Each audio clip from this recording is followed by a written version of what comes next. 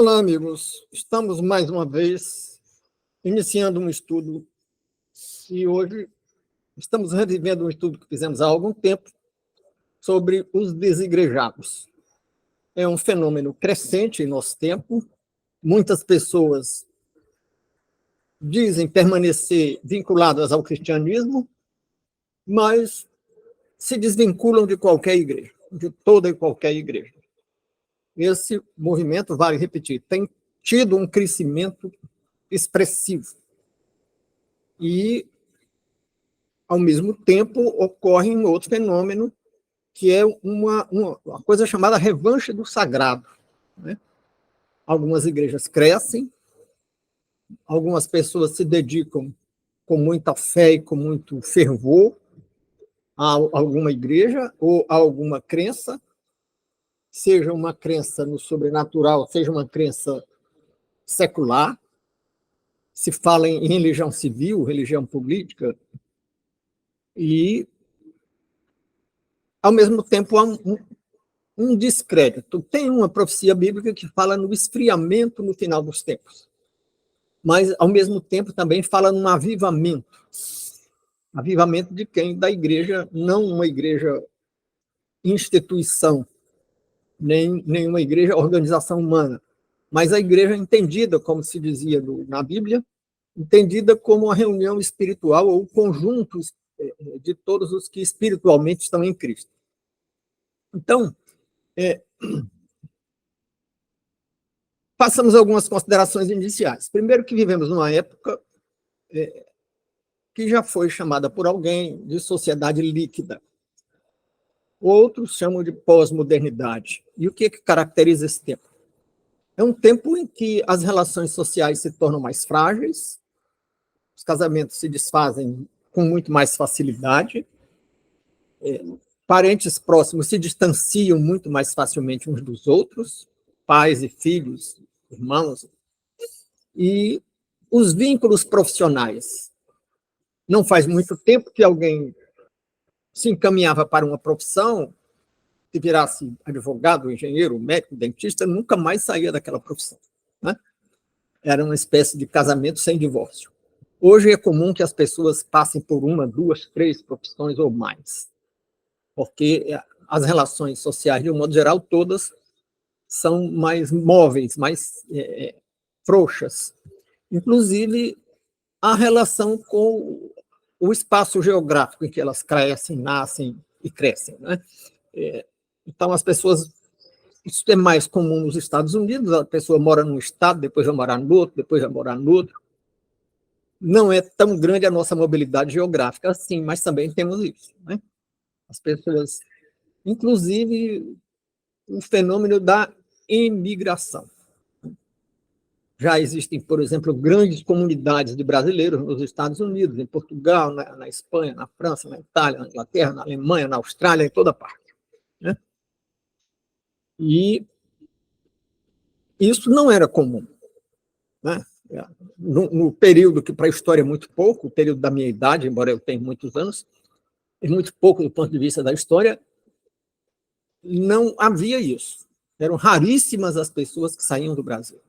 Hoje, todos nós conhecemos alguém que tem um filho em algum lugar, tem um amigo que tem um filho nos Emirados Árabes, tem outro que tem uma filha no Canadá, tem vários que têm filhos nos Estados Unidos, em Portugal, na Austrália, na Holanda. Então, a mobilidade geográfica é muito grande, que também implica num certo distanciamento do núcleo familiar. Né? E da congregação, do núcleo que professam a mesma fé e ordem, mas que, com a mobilidade geográfica, muitas vezes há também... Além disso, houve uma espécie de dessacralização, ou foi desfeito um certo encantamento que mantinha as pessoas mais vinculadas às coisas, às profissões, e principalmente às igrejas. Né? Como havia encantamento nas relações conjugais, a ideia de que o casamento era sagrado e não devia ser desfeito, a ideia de que o vínculo, o meu país, eu sou brasileiro, então eu não ia embora nem para Portugal, nem Austrália, nem canto nenhum. Né? E também a ideia de vinculação a uma igreja. Como uma certa mística em torno das pessoas que eram investidas de alguma autoridade. O juiz, o professor, o padre, o pastor, o militar, o médico, eram pessoas que tinham um certo acatamento. Eu lembro de um certo senhor, bem mais velho do que eu, que dizia que, quando era menino, morava ali perto da Praça do Carmo, e ia jogar futebol ali. Ele estava falando aí dos anos 20 ou 30. Estavam jogando bola, mas quando vinha uma pessoa mais velha, eles paravam o jogo, para a pessoa passar. Eu não sei se hoje teria essa atenção, se os jovens de hoje, quando estão jogando bola, param para passar uma pessoa. Né? Então, houve um certo desencantamento das pessoas. O professor era uma autoridade. Inclusive, investido de autoridade para castigar o aluno. O professor dava uma palmatória, dava palmatoada, que nós chamávamos de bolo, que é bater com a palmatória na mão. Né? E hoje, professor, é mais fácil o professor apanhar do que o aluno. Né? Então, há uma desagregação. As pessoas que falam numa teoria revolucionária, né, da dinâmica das revoluções, dizem que tem uma fase, uma etapa de desmoralização. Depois uma crise, depois uma normalização com a reinstituição da autoridade. Mas essas pessoas acham que nós estamos vivendo a fase de desagregação a um passo de uma crise, já com a ideia de normalização no horizonte. Mas o fenômeno dos desigrejados ainda não chegou na normalização.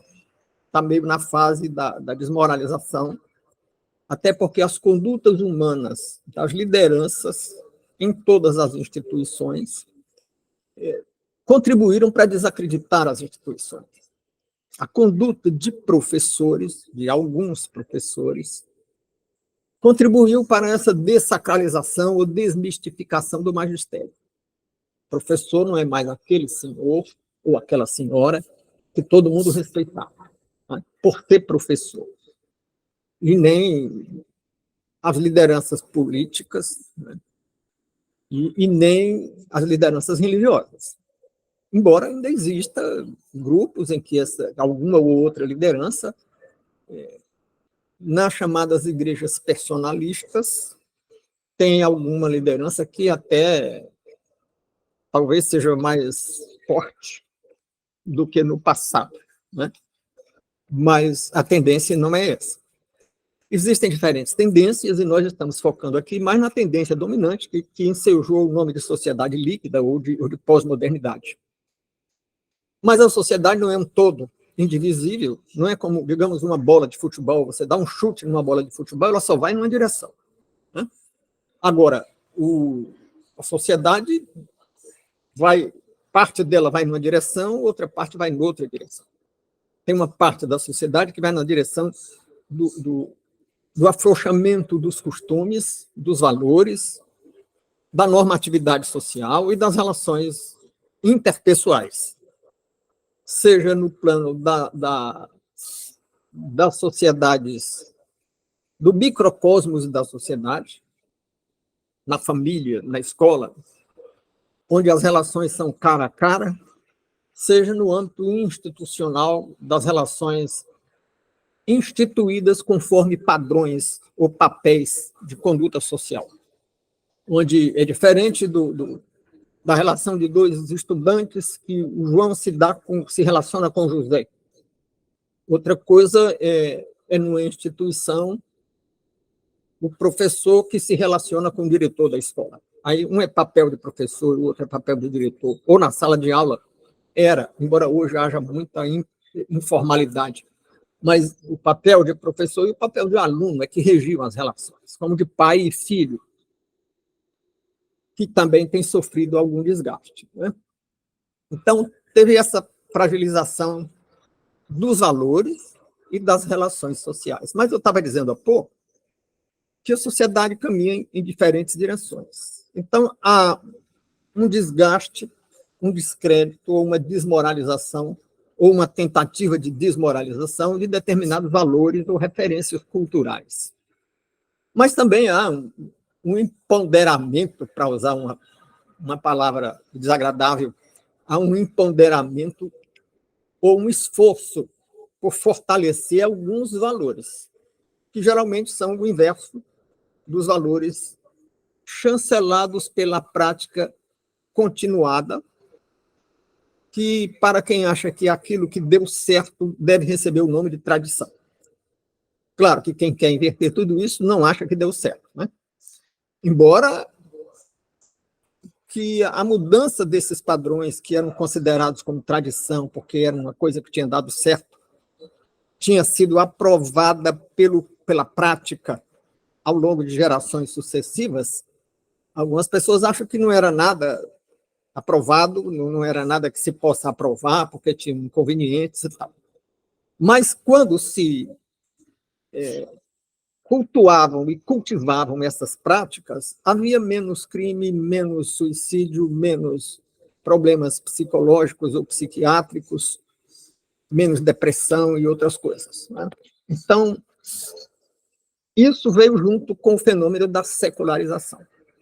Porque estamos falando aqui de um desencanto. Não um desencanto no sentido de ficar triste, mas no sentido de tirar um certo sentido encantado das coisas. Um filho que levantasse a mão para bater na mão, a mão secava, dizia-se há meio século atrás, ou um pouco mais do que meio século atrás. Isso era uma coisa encantada. Se levantar a mão para bater na mão, a minha mão vai ficar seca. Isso é uma coisa mágica. E a sociedade foi se desfazendo dos mitos, foi se desfazendo da sua dimensão mágica, a cultura foi perdendo a sua dimensão mágica e foi se desencantando nesse sentido. Então, ao perder a dimensão mágica, a mãe passa a ser apenas uma mulher que engravidou, teve um filho, e cuja conduta pode ser ou não aceita ou respeitada pelo filho. E isso é um fenômeno de secularização. Mas a secularização não tem que ser necessariamente isso. Pode ser uma secularização bem comportada, digamos. Pode ser. Mas não tem sido predominantemente assim. Ou se até pode ser predominante, mas tem uma parcela que, ainda que minoritária, que vai nessa tendência, é uma parcela muito expressiva que tem criado muitos problemas na sociedade. E parte desse problema do desencantamento, parte desse problema do afrouxamento das relações sociais, do afrouxamento do controle social, está ligado com o fenômeno dos desigrejados, um fenômeno crescente. Porque todo controle social passou a ser visto como opressão. Tem um autor muito famoso e muito cultuado nos meios acadêmicos, que passou a vida estudando e escrevendo sobre vigilância e controle, né? Entendendo que toda vigilância e todo controle era opressivo. E um crítico dele diz assim, tudo bem, ele estudou e mostrou que tem vigilância em toda parte e controle. Só que isso não era para ser a conclusão do estudo, era para ser o início, porque não é novidade que toda parte tem vigilância, em menor ou maior grau. E toda parte tem algum tipo de controle. O que ele poderia era começar um estudo a partir daí sobre diferentes formas de vigilância e de controle, e diferentes graus de legitimidade ou falta de legitimidade na prática da vigilância ou na prática do controle. Quem pode controlar como, quem pode vigiar o quê, quem pode vigiar quem.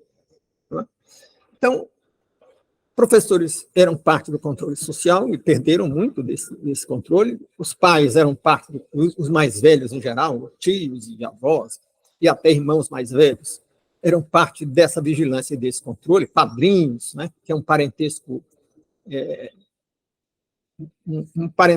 simbólico, formal, ritual, né? Então, só restou o controle do Estado através dos mecanismos de segurança e de justiça, que evidentemente não pode dar conta sozinho, sem haver um controle por parte da sociedade, e isso tem criado problemas. E um lugar de vigilância e controle eram as igrejas, que tendem a controlar menos e vigiar menos, e na medida que controlam menos e vigiam menos, para manter os seus seguidores, ao invés disso, elas fazem perdê-los. Porque a gente observa que as igrejas que crescem são aquelas que são mais exigentes no controle social, nas práticas, nos costumes, aquelas que vigiam e controlam corte de cabelo, uso de pintura, tipo de roupa que a pessoa veste. Então, sem tomar partido sobre isso, estou apenas dizendo que os que fazem isso, não quer dizer que eu acho isso bonito, nem certo, mas estou dizendo que os que fazem isso crescem. E os que são mais permissivos perdem parte do seu rebanho, né? Até porque quem procura ambiente de igreja é alguém que está querendo algo diferente do mundo. Se ele pode trazer os costumes do mundo para dentro da igreja, e pode ser a mesma coisa no mundo e na igreja, ele não precisa ir na igreja, porque é o mesmo mundo que ele pode ter dentro da igreja, ele pode ter fora. Então, acontece esse fenômeno aparentemente contraditório. E o iluminismo, a tradição iluminista se fez contra as tradições religiosas. Porque alguns grandes iluministas eram deístas com D de dado, né? Mas não eram teístas com T de trem. E como não eram teístas, eles até admitiam a possível inteligência cósmica, mas não um Deus que seja uma pessoa e que se comunique conosco e que nos escute e que fale conosco e que se revele para nós. Então, eles eram contra todas as tradições religiosas, né? E eram contra essa parte de que estávamos falando, vigilância e controle, exercida pelas lideranças religiosas, ou até pelos religiosos que não eram caciques, eram índios, mas vigiavam uns aos outros e davam palpite, né? Então, isso deixou de ser tolerado. Isso passou a ser visto como opressão. Embora isso seja gregarismo, porque o gregarismo não é só compartilhar o espaço físico, ou num salão de igreja, ou num ônibus, ou numa escola, ou dentro das quatro paredes de uma casa de família, né? O gregarismo também é compartilhar a existência. É comunicação. O fenômeno fundamental das relações sociais é a comunicação. Sem comunicação, não há relação social. Uma pessoa que senta ao lado do banco de um avião ou de um ônibus de outro estranho e nenhum se comunica, não há relação social entre elas. Então, era essa interferência e esse exercício de tolerância. Tem uma passagem bíblica que diz que nós devemos suportar uns aos outros. Tem aí uma tendência para uma interpretação, dizer que o verbo suportar aí significa servir de suporte, de amparo. Eu acho que tem essa recomendação, mas não nesse momento, nessa passagem bíblica, né? Tem a recomendação de solidariedade nas cartas de Paulo, quando ele elogia uma igreja que foi solidária com outras. Mas, quando ele diz suportar, me parece que é mesmo de ser tolerante com aquilo que desagrada. Tanto que há, na mesma sequência, uma recomendação à tolerância, à longanimidade. Se eu preciso ser tolerante e longânimo, longânimo é uma longa paciência. Se eu preciso ser tolerante e longânimo, significa que eu preciso conviver, aceitar e tolerar alguma coisa que me desagrada. Então, essa tolerância tem diminuído na medida em que se entende cada vez menos que os controles e a vigilância seja legítima. Ninguém pode me vigiar, ninguém pode me controlar. Mas eu não tolero muita coisa do outro. Não sou longânimo.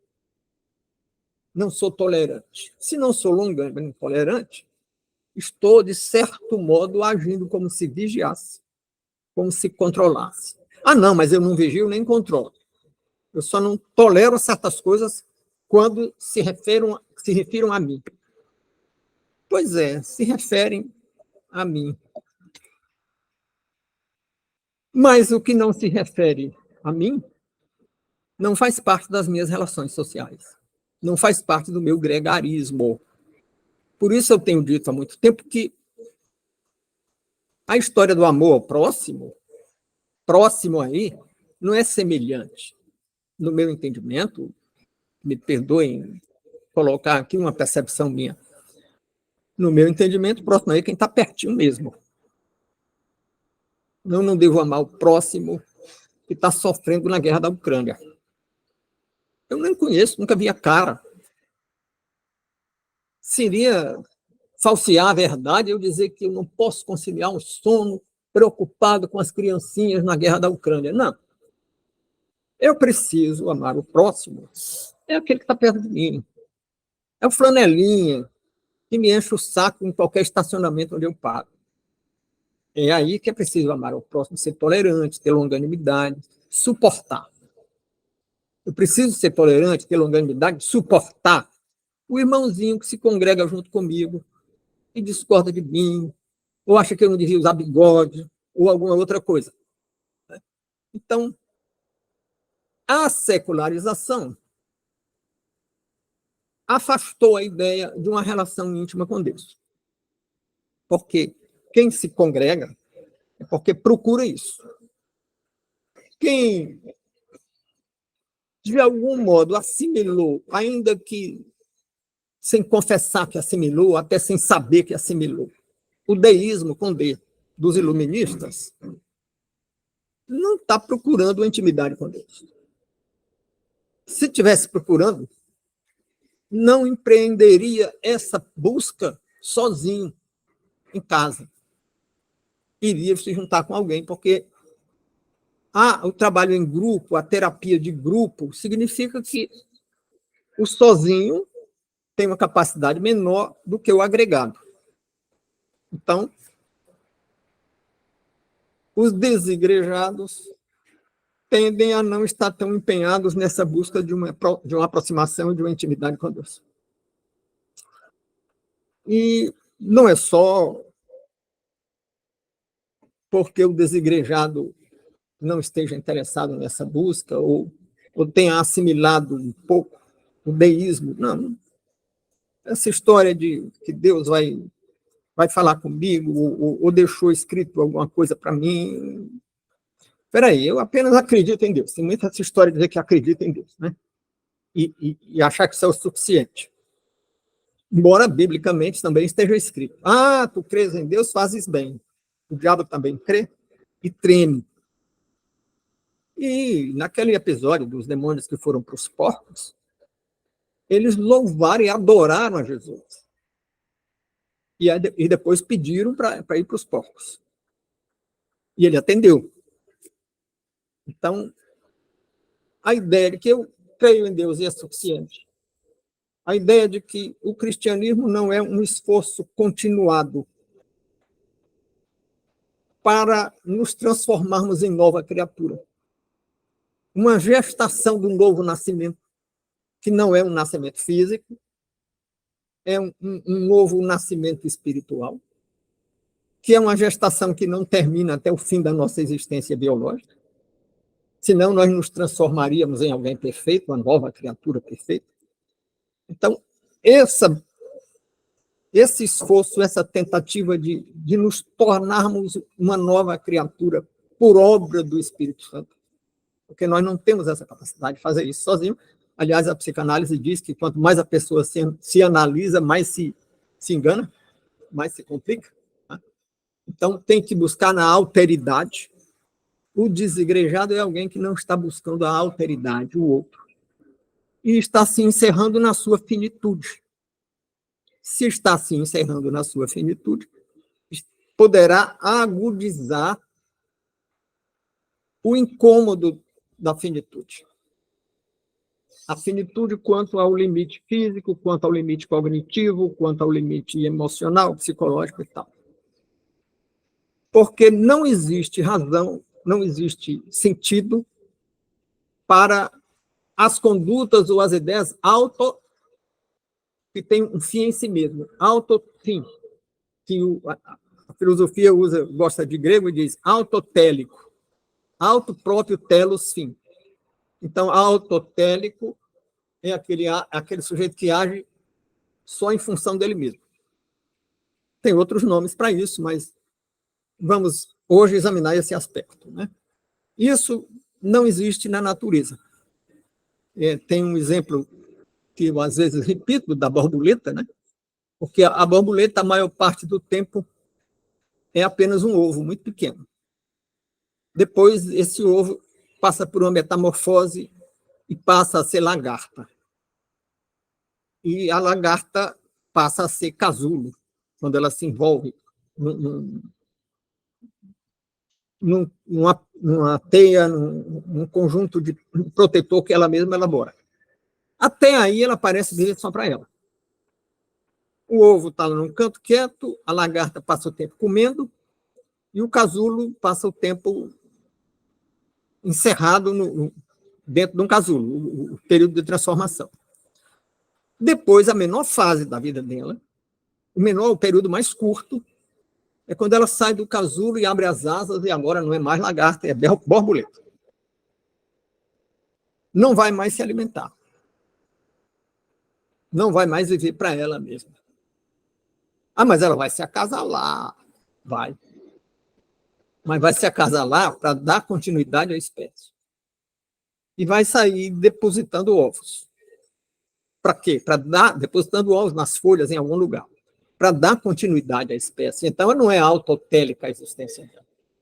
A existência dela é para dar continuidade à espécie. É uma transcendência, ela sai da finitude dela. Né? E essa transcendência não pode ser uma busca solitária. Né?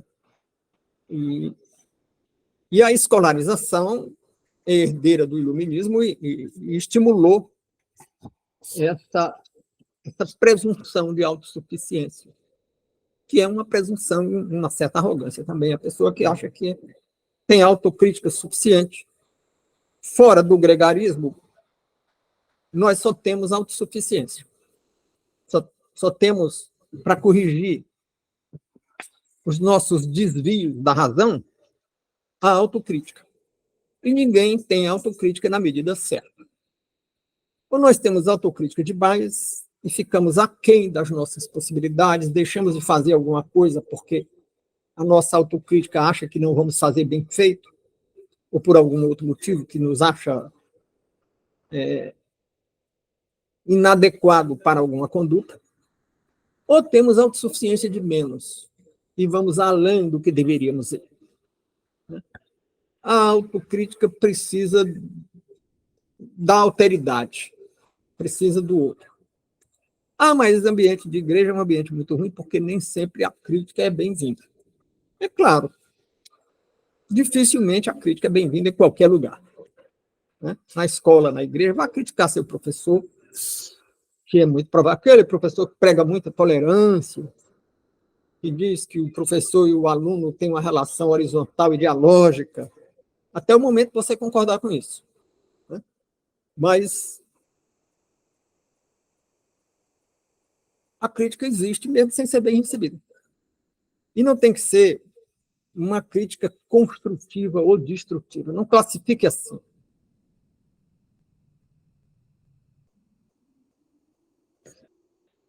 Procure entender ou identificar se a crítica é procedente, é fundamentada, ou é improcedente, não tem fundamento, é equivocada. Porque se ela é fundamentada, mesmo que a fonte de onde veio a crítica queira lhe destruir, você pode fazer desse limão uma limonada, você pode fazer dessa agressão ou dessa tentativa de lhe destruir um instrumento para você crescer. Tinha um certo homem público, entrou num partido e tinha muitas posses, e financiou muitas coisas dentro do partido e queria ser candidato para um determinado cargo. E havia uma outra tendência dentro do partido de lançar outro membro do partido para aquela função. E aí, os que seguiam a outra tendência resistiam à candidatura do novo membro do partido, e uma pessoa desse grupo se levantou numa assembleia, numa reunião, e disse: o que o senhor pensa que é? O senhor pensa que chega aqui mandando e se nomeando candidato? Olha, o senhor não vai mandar aqui com o seu dinheiro, não. Qual é a sua folha de serviço prestado? O que o senhor já fez pelo partido? E lá fora, o que o senhor já fez na sociedade? Como é que o senhor vai agregar eleitores? O senhor pretende comprar voto? Porque o senhor não tem trabalho social nenhum. É claro que esse discurso não era construtivo. Era para destruir a aspiração dele ser o candidato do partido naquele ano. E então, ele não foi aceito como candidato. Terminou a reunião, ele saiu e foi acompanhado daqueles áulicos que estão sempre ao lado de uma pessoa que tem algum poder e estão sempre, presumivelmente, tentando defendê-la. E as pessoas saíram reclamando e falando mal de quem tinha feito essas críticas. E ele, o homem que foi criticado, disse: não, vocês estão enganados, eu anotei tudo que ele disse aqui. E aqui é um roteiro para a minha trajetória como homem público. E saiu dali, foi fazer algumas coisas na sociedade, foi apoiar alguns grupos, e aí estava ficando muito forte.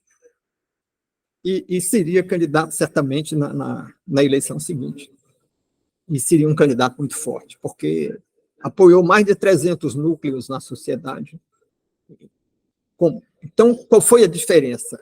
O áulico, para não dizer bajulador, estava querendo classificar aquelas críticas como construtiva ou destrutiva, e no caso era destrutiva mesmo. E o que fez aquela pessoa criticada? Que era tido como uma pessoa meio destrambelhada e tal, mas foi muito sábia. Ele não quis saber se a crítica era construtiva ou destrutiva. Ele quis saber se era procedente. E teve autocrítica suficiente para aceitar que era. Ele disse: de fato, eu não fiz nada pelas comunidades onde tem eleitores, nem pelo partido, eu estou chegando aqui e tal. Né? Então, talvez essa atitude não deva ser cobrada do outro. Essa é uma atitude que tem saído de nós. Então, eu não me congrego porque nas igrejas tem fuxico, tem o que na linguagem de igreja se chama murmuração. Né? Tem. Pode ser que tenha. Talvez seja comum que tenha. Eu não generalizaria, né? Mas é para ter mesmo, até porque das críticas destrutivas a gente ainda pode tirar muito proveito, como esse cidadão. Me permita não citar o nome, nem a eleição, nem o partido, nem o cargo que ele queria, nem os núcleos das comunidades que ele favoreceu, porque ele morreu e não foi candidato. E porque não adianta mexer nessa casa de abelha. Né? Bom, mas também o mundo vive um momento de desagregação por causa do multiculturalismo diferencialista. Bom, o que é o multiculturalismo? Tem muitas versões, muitas correntes que a gente pode agrupar em 3 tendências. Tem um multiculturalismo muito antigo, que de fato nem era bem um multiculturalismo, que era multiculturalismo na medida em que haviam diferentes culturas no mesmo espaço, mesmo espaço geográfico de uma mesma sociedade. Mas predominava a ideia de que a cultura hospedeira ou a cultura majoritária deveria assimilar a cultura do imigrante, fosse um imigrante voluntário ou um imigrante forçado, como era o caso do escravismo, ou fosse até um povo originário que se torna minoritário. Então, esses, ou imigrantes, ou originários que se tornaram minoritários, deveriam ser absolvidos culturalmente pela cultura majoritária. Então, deveriam aprender a língua da cultura majoritária e deviam adotar os costumes, assimilar, ou a assimilação era isso, adotar os costumes, a língua. A França fez isso. Onde hoje é a França, e todo mundo na França é francês, não estou dizendo uma redundância, não, porque nem todo mundo na Espanha é espanhol. E até é juridicamente. Mas culturalmente tem os catalães, tem os bascos, tem os galegos. Na Galícia, o sujeito antes de ser espanhol é galego. Na Catalunha, antes de ser espanhol, é catalão. No País Basco também.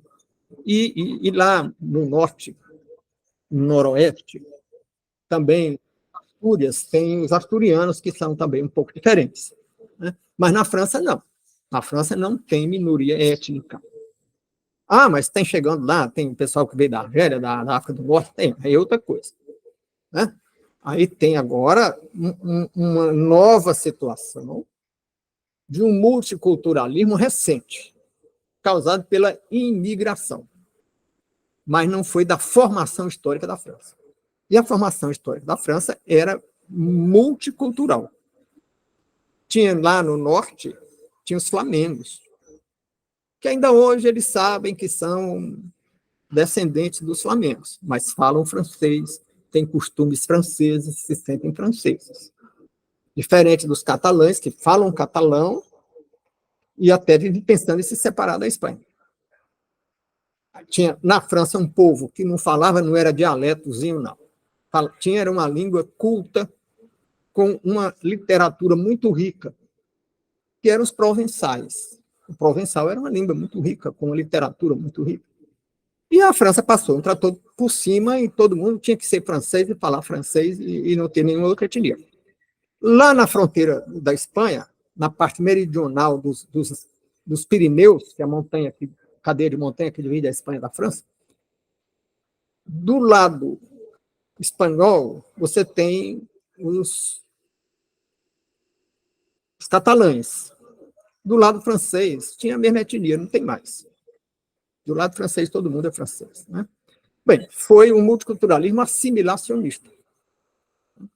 E aqui nas Américas, o colonizador se tornou majoritário e procurou assimilar tanto os povos originários, os indígenas aqui, como os imigrantes que chegassem.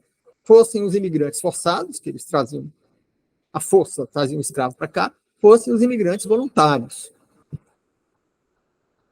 O Getúlio mesmo obrigou os imigrantes de origem alemã e italiana do sul do Brasil a frequentar a escola onde se falava português. Proibiu o jornal, eles tinham jornais em alemão e italiano, Getúlio proibiu. Né? Tinha que ser português. Isso é multiculturalismo assimilacionista, que foi vitorioso na França e deu paz, uma paz que a França tem, e que a Espanha não tem, e que a Bélgica não tem, e que a Itália não tem, e que o Reino Unido não tem, porque não houve assimilacionismo nesses outros países. Como a Rússia não tem, por isso mesmo teve 2 guerras na Chechênia, e tem uma tensão lá no Daguestão, como na Ucrânia tem um problema dos falantes do idioma russo com os falantes do idioma ucraniano, que estão brigando.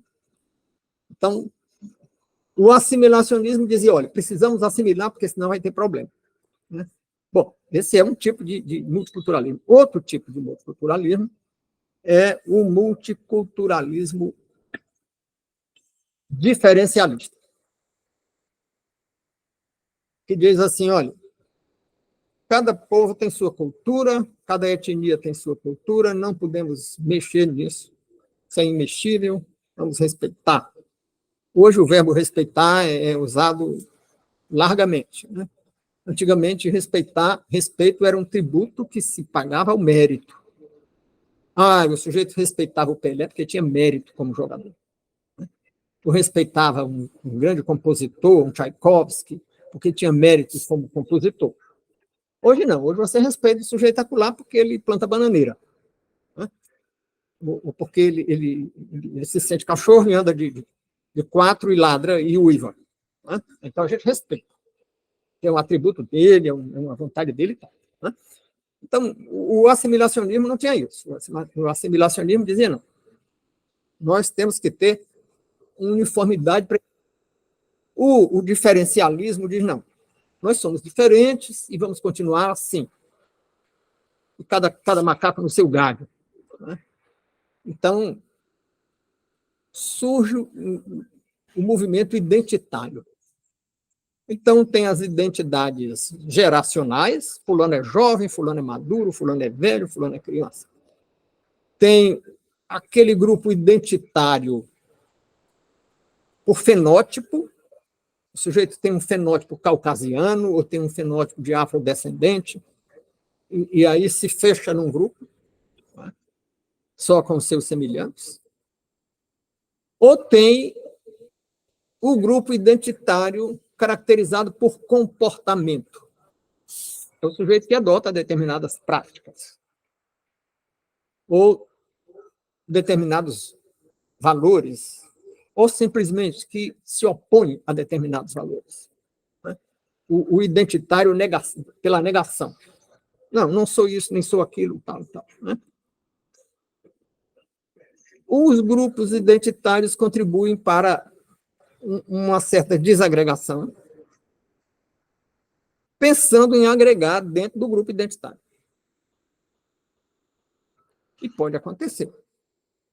Mas dentro dos grupos identitários também tem muito conflito. E isso não faz parte do cristianismo revelado. Pode até estar em algum cristianismo histórico, mas não no cristianismo revelado. O cristianismo revelado não desagrega, não tem grupo identitário. O que é que Paulo vai dizer? Aqui não tem grego, nem árabe, nem judeu. Todos somos um. Então, é um discurso anti-identitário. Então, é um multiculturalismo assimilacionista. Qual é a assimilação do cristianismo? É a assimilação da orientação do cristianismo, da orientação de Cristo. Temos Cristo como exemplo, como modelo. Quem assimila esse modelo está sendo assimilado pelo cristianismo. Então, há também um fenômeno da competição com os modelos seculares, que é uma espécie de busca da felicidade ou busca... Tem um historiador inglês que morreu há poucos anos, já velhinho, Michael Oakeshott, que ele dizia que a Torre de Babel era uma narrativa que se fazia presente com algumas modificações em inúmeras culturas. E a ideia de que o bem-estar, a felicidade, o mundo dos nossos sonhos existe. Ou existe, ou está pronto para aparecer. Então, o que era a Torre de Babel? Tem lá o céu e você só precisa fazer uma torre e invadir. Vamos invadir o céu. Né? Ou seja, vamos conquistar o bem-estar, vamos conquistar um mundo maravilhoso sem ter que construir esse mundo maravilhoso. Vamos tomá-lo, vamos invadi-lo. Vamos fazer o que hoje não se chama invasão, né? Hoje se chama ocupação. Então, vamos ocupar o céu. Só basta construir a Torre de Babel. Né? E o Michael Oakeshott conta lá uma versão da Torre de Babel em que os caras começam a construir uma torre, estava ficando muito alta, e para subir era um esforço muito grande para levar os tijolos, Todo mundo passou a trabalhar nisso.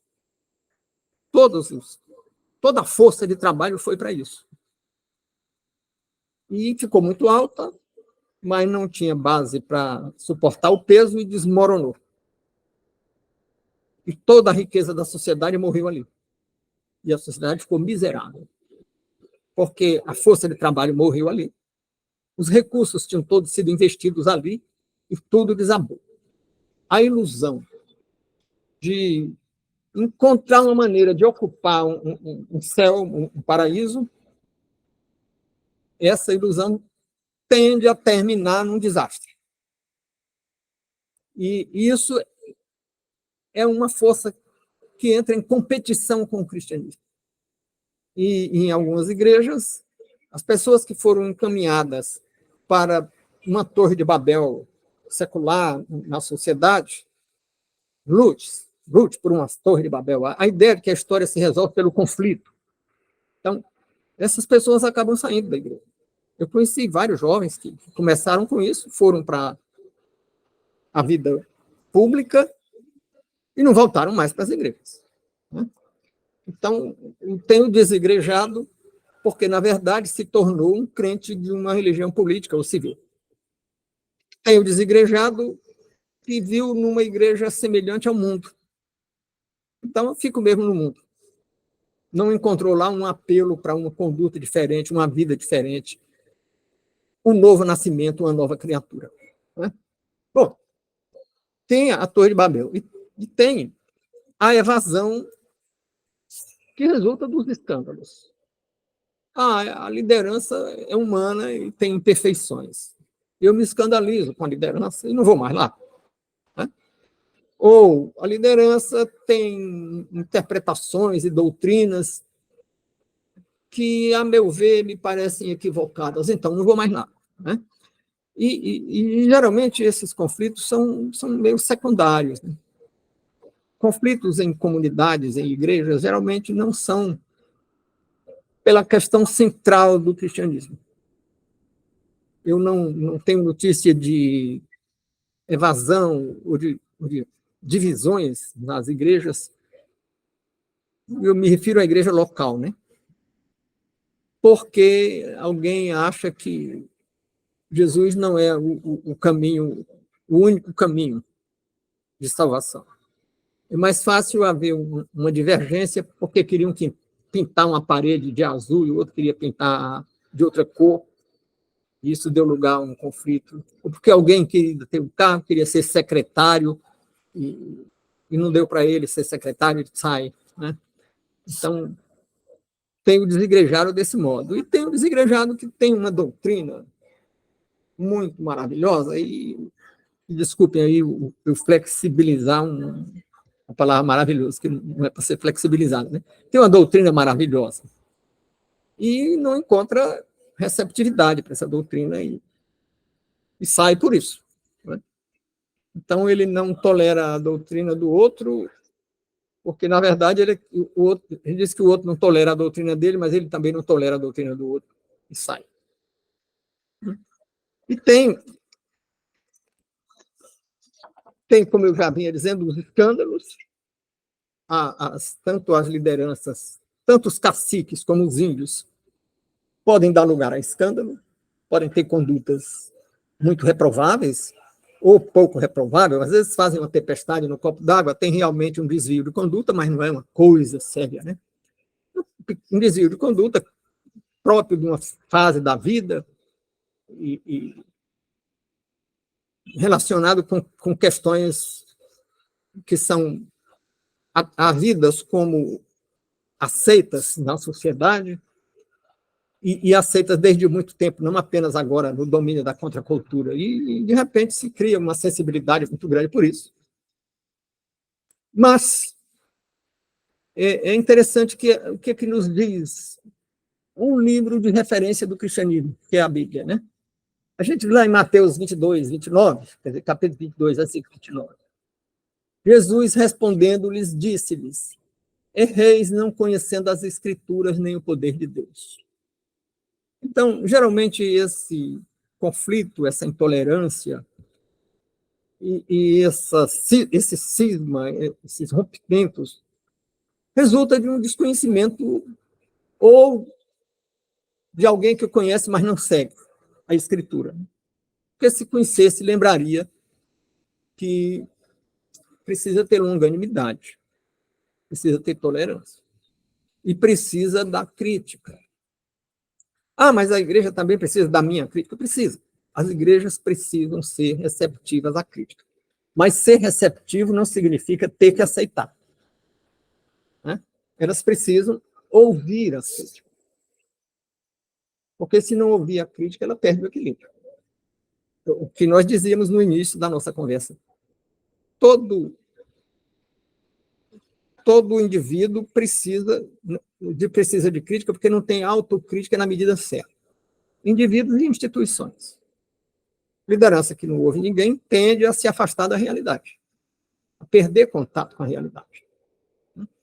Então, e quem é que não tem esse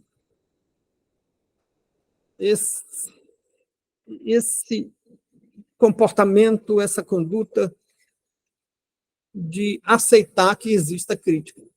Não quer dizer que deva se submeter a ela, mas que pode ouvi-la, que pode se dar o trabalho de tentar se explicar, ou se dar o trabalho de mostrar que a crítica é infundada. Né? Não estamos falando aqui de construtivo ou destrutivo. Estamos falando aqui de crítica fundamentada ou não fundamentada. Né? Porque se for para esse negócio de destrutiva, a tendência é achar que tudo é destrutivo. Ah, está me criticando, então é crítica destrutiva. Ou pode ser a nossa desculpa para proteger os nossos erros. Ou para proteger a nossa presunção de sabedoria. A presunção de sabedoria é um fator de desagregação. Né? Principalmente quem se mete a teólogo, ou quem é realmente teólogo e se presume porque estudou muito, porque lê as escrituras no hebraico, no grego, no latim, porque tem uma enorme biblioteca teológica, mas também erra. Também se contamina com os erros das bibliotecas. Né? Então, a presunção de infalibilidade seja fundamentada realmente em muito estudo, mesmo quando é fundamentada em muito estudo, não tem infalibilidade. Ou, o que ainda é pior, que é o sabido sem estudo. Né? Aquela pessoa que estudou pouco e ainda assim não quer nem ouvir um pensamento diferente. Bom, mas também, nós vemos em Oséias 4:6, né? O meu povo foi destruído porque lhe faltou conhecimento. Também eu te rejeitarei, para que não sejas sacerdote de mim, visto que te esqueceste da lei do teu Deus, também eu me esquecerei de teus filhos. Ou seja, meu povo foi destruído porque lhe faltou conhecimento. E o desigrejado, será que ele estuda a Bíblia e estuda mesmo os teólogos ou os comentaristas com a mesma frequência que estudaria se congregasse? Parece-me que não. O cara se torna desigrejado e é pouco provável que ele mantenha a leitura da Bíblia, que ele mantenha a prática da oração e que ele tenha um espaço onde ele não fique entregue só à própria autocrítica, onde ele tem o privilégio de receber a crítica da alteridade, do outro, do não eu. Se não preencher esses requisitos, ele estará entre aqueles que foram destruídos, será como aqueles que foram destruídos porque não tinham conhecimento. E aí tem uma crítica nesse versículo de Oséias, versículo 6 do capítulo 4, às lideranças. Né? Senão, vamos voltar aqui ao versículo. Também eu te rejeitarei, para que não sejas sacerdote diante de mim. Então, ele está dizendo, meu povo pereceu porque não tinha conhecimento, mas já está culpando os sacerdotes, ou seja, as lideranças. Então, por isso devemos nos desigrejar, porque tem aquelas lideranças que não serão, que serão rejeitadas pelo próprio Deus. Acho que não, acho que se tem liderança assim, aí é que nós devemos estar presentes para tentar dar alguma contribuição no sentido de restabelecer algum equilíbrio na comunidade. Também nós temos alguma coisa da carta, a segunda carta a Timóteo, capítulo 3:16, que diz: toda a escritura é divinamente inspirada e proveitosa para ensinar, para redarguir, para corrigir, para instruir em justiça. Ou seja, redarguir é dar uma resposta às dúvidas ou às críticas infundadas. Ter resposta quando é necessário haver resposta. Então, a Escritura é que nos permite fazer isso, é que é a fonte de sabedoria para isso. E onde é que eu encontro essa fonte de sabedoria? É bom que eu tenha uma boa biblioteca. Sim, ajuda. Eu mesmo faço minha leitura bíblica, não preciso me congregar. Você deve fazer sua leitura bíblica, mesmo que esteja congregado. Mas estando congregado é bom, é melhor. E certamente, até o fato de que você discorde de algumas coisas, podem ser um estímulo para que você estude. E estude nas Escrituras. Né? Então, tem por trás de tudo isso uma presunção de superioridade. Aquele desigrejado que diz: eu não vou para a igreja porque lá todo mundo é curto de entendimento. Eu sou mais sabido do que todos eles. E eu não vou ficar lá no meio de um bando de pessoa mais limitada do que eu. E isso é uma presunção. E é uma presunção certamente equivocada. Por mais que o indivíduo tenha estudado, seja sábio, se fosse tão sábio, não pensava assim. Se pensa assim é porque já não é tão sábio. Né? Porque pessoas de poucas letras podem ter uma grande contribuição do Evangelho. Eu já vi numa reunião informal, numa casa de família, de uma amiga da Josefina, num determinado momento, era um grupo de uma igreja, e tinha pessoas muito simples no grupo, e eu vi no momento um senhor que era trabalhador na construção civil, um homem maduro, que pegou a Bíblia e teve muita dificuldade de ler. Via-se que ele era semi-alfabetizado. Mas o homem leu um ou dois versículos e fez uma apreciação, um comentário longo, muito bom, muito bem fundamentado. Então, há uma sabedoria que não se confunde com erudição. Erudição é domínio cognitivo dos fatos. Sabedoria é saber usar aquilo que você tem em mãos. Você pode ter uma pequena dose de conhecimento e saber usar muito bem essa pequena dose. Além disso, tem a inspiração. Se estamos no meio do cristianismo revelado e em alguns cristianismos históricos, vamos reconhecer que existem inspirações e a presença do Espírito Santo pode fazer a diferença. Então, eu vi naquele homem, enquanto eu ouvia aquele homem simplório e semi-alfabetizado falando, eu me lembrava de pessoas que estudaram muito, fizeram um curso de teologia, e para falar precisam de um esquema, precisam, às vezes, passar horas. Eu já ouvi uma pessoa dizer: não, antes de fazer uma pregação, passo o dia todo estudando, preparando, esquematizando. Ótimo, beleza, é uma dedicação louvável. Mas eu vi aquele homem que não fazia nada disso, que chegou ali, improvisou e fez uma explanação muito boa. Né? Lembra até que ele falou sobre a história da mulher que tinha uma hemorragia e tal. Né? E tirou tanta coisa daquele trechozinho pequeno que eu fiquei admirado. Né? Que é um texto que eu já tinha estudado muito também.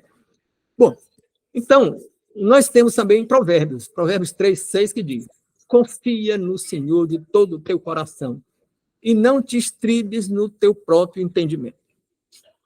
Então, aquela arrogância do desigrejado que diz: não, eu sei bastante, não preciso ouvir sermão, nem conviver com os irmãos, porque eu sozinho dou conta. Né? E até porque eu discordo deles, porque o meu conhecimento é superior ao deles. Isso está se estribando no seu próprio conhecimento. E o que o provérbio está dizendo é: não te estribes no teu próprio conhecimento. Né? Na academia, a primeira coisa que eu fazia quando tinha que orientar um mestrando ou doutorando que estava em dificuldade para fazer a dissertação ou a tese, ou um aluno de graduação que estava em dificuldade para fazer o trabalho de conclusão de curso, o TCC, às vezes nem era me orientando, era orientando de outra pessoa, mas me procurava. E dizia, eu digo, bem, o que você quer? Qual é o seu tema? E ele me dizia, muito bem. E o que você já leu sobre isso? Aí não saía muita coisa. Eu dizia, olha, existe lugar onde a gente usa a própria opinião. Se você vai para uma reunião social, se vai para a mesa de um bar, você expressa a sua opinião, as suas opiniões. E ali não precisa mais do que isso. Agora, se você vai para um espaço universitário e ali querem que você, não querem saber da sua opinião. Você não vai defender a sua dissertação, a sua tese com opiniões. Suas opiniões guarde para um outro espaço social. Ou guarde para você mesmo. Ali queremos saber dos seus conhecimentos. Ah, mas eu tenho um raciocínio próprio. Tem, parabéns. Mas o que é um raciocínio? Um raciocínio é quando você tem um conhecimento A e tem outro conhecimento B e submete esses dois conhecimentos e a relação entre eles a uma interpretação lógica e vai para um segundo membro da equação onde tem a sua conclusão. E o nome disso é silogismo. Você tem um conhecimento que você dominava e outro conhecimento também que você dominava. E aí você tem uma premissa e outra premissa, uma premissa maior e uma premissa menor. E do outro lado tem um conhecimento que você juntou esses dois com a sua lógica, que não é mera opinião, é conhecimento. Mas teve origem em dois conhecimentos que não são produzidos por você. Então, primeiro, você tem que conhecer, você tem que... É uma coisa que lá a gente orienta com o nome de revisão de literatura e hoje estão dando outros nomes também. Mas o nome revisão de literatura que se usava antigamente está de bom tamanho. Porque você vai revisar as principais fontes escritas sobre aquele assunto. Então, não te estribe no teu próprio conhecimento. Está dito lá em Salomão. E temos em Colossenses 3,13, que diz, suportando-vos uns aos outros e perdoando-vos uns aos outros. Olha, suportando e perdoando não sugere que seja suportando, servindo de amparo, suporte. É suportando no sentido de tolerar mesmo. Com todas as vênias de pessoas muito estudiosas de Bíblia que pensam diferente. Agora, temos, então,